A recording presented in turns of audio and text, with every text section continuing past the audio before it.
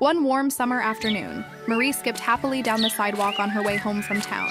As she passed Mrs. Harper's little cottage, she noticed the elderly woman sitting quietly on the porch swing with a small birthday card resting beside her. Although it was her birthday, there were no visitors stopping by and no signs of celebration. Instead, Mrs. Harper simply gazed down the road with a quiet, distant smile. Marie slowed her steps. Something about the scene made her heart feel heavy. That evening during supper, Marie could not stop thinking about Mrs. Harper sitting alone on the porch. When she asked her mother about it, her mother smiled gently and explained that today was Mrs. Harper's birthday. Then her expression softened. "But this is her first birthday without her husband," she said quietly. "He passed away earlier this year." The table grew silent. At once, Marie understood why Mrs. Harper had looked so lonely. The next morning, Marie woke with Mrs. Harper still on her mind. Before long, she found Cecilia and Margaret and shared an idea that immediately brightened all three faces. "What if we gave Mrs. Harper a birthday surprise?" she asked. Margaret offered to bake a cake. Cecilia promised to gather flowers from the garden, and Marie decided she would make a special birthday card.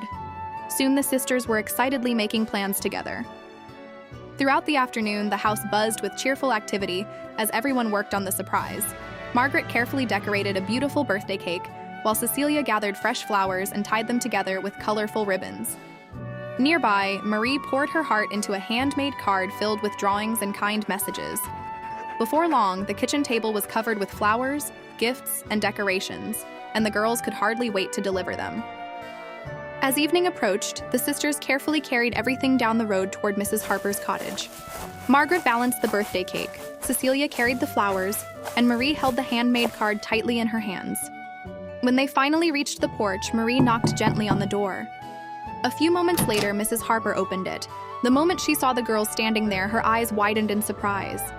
"Happy birthday!" the girls exclaimed together. Marie handed over the card she had worked so hard to make, while Cecilia presented the flowers and Margaret carefully offered the birthday cake.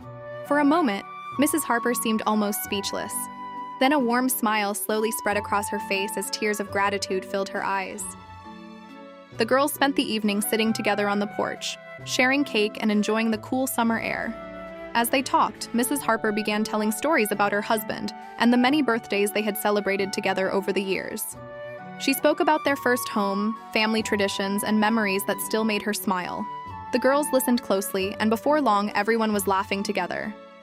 As the sun slowly began setting behind the trees, Mrs. Harper looked around at the flowers, gifts, birthday card, and smiling faces gathered on her porch. "I thought this would be my saddest birthday," she admitted softly. Then she looked at the girls and smiled. "But you turned it into one I'll never forget." As the sun set, the sisters walked home together while Mrs. Harper watched from her porch with a grateful smile. For the first time in a long while, she felt remembered, loved, and no longer alone. A friend loveth at all times. Proverbs 17:17.